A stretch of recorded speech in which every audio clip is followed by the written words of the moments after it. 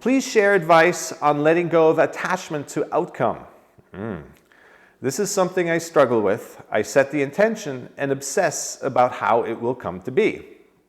I have a hard time just letting go and trusting that the outcome may come in the most amazing way imaginable. All right, great question. Okay. So there's so much allure to the idea of setting intentions and manifesting, and really what we feel so enamored by this idea that we can just think something up and make it happen, make it real. Okay? So it's important, again, it's a common theme today with all these questions, is that when you pursue things from your head, they need to make sense. The mind can only control what it understands rationally. So things that are to be manifested that don't exist yet, it's really hard for the mind to accept that and to give it space, to give it breathing room. In fact, today's quote is a perfect example of that. I'm going to actually see if I can pull that up for you. Okay. Letting your mind dictate your life's direction only leads to frustration and confusion. It cannot see beyond that which it deems rational. The twists and turns your life's adventure can take are far more colorful, more inspiring, more creative than anything your mind can ever predict. You don't have to figure out your life ahead of living it. Stay connected to who you are, not through your head, but through your heart, and your destiny reveals itself. Okay. So again, if you're operating through the head, then you're steering, because the head wants to understand things. The mind just wants control. And that requires it to try and explain things and hang on to things and connect the dots and make sense of things. And you can't make sense of things that aren't there yet, that aren't yet real. Right? Now, your inner voice knows those things are real because it's the conveyor, it can only pick up what's already active, what's already, the vibration is there. And by staying connected to that, you will pick up on the things that give you confidence, that give you trust. The mind, can't give you trust because it needs an explanation. It needs rationale.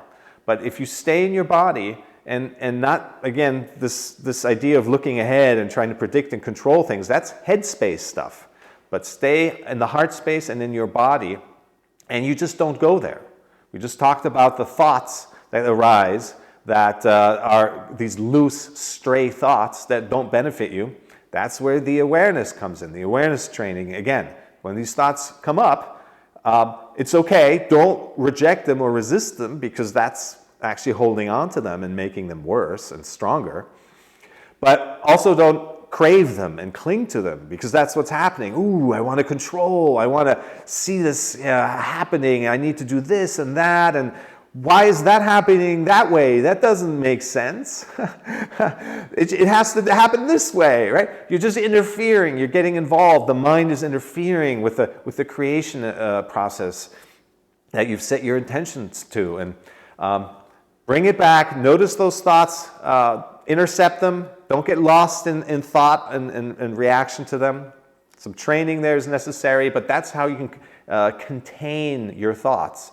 That's not just a situation for this current situation. It applies to everything in life. That your mind wants to control and wants to know things, because it can only trust things it's know, but it can't know things that are in the future or that haven't happened yet. So you're just going to feel lost and confused and controlling and manipulating and steering life if you're operating from your head. Bring it back to your body. That's where your wisdom lies.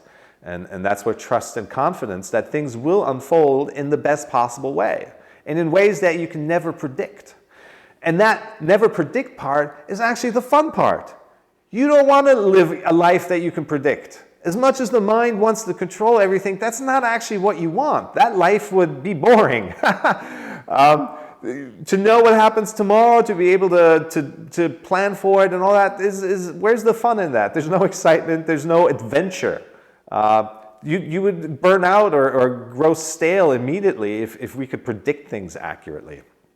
So no sense in going there. Bring it back. Enjoy the happening, right? The joys in the doing, the happening, being part of that flow in life. And seeing how things unfold is the adventure.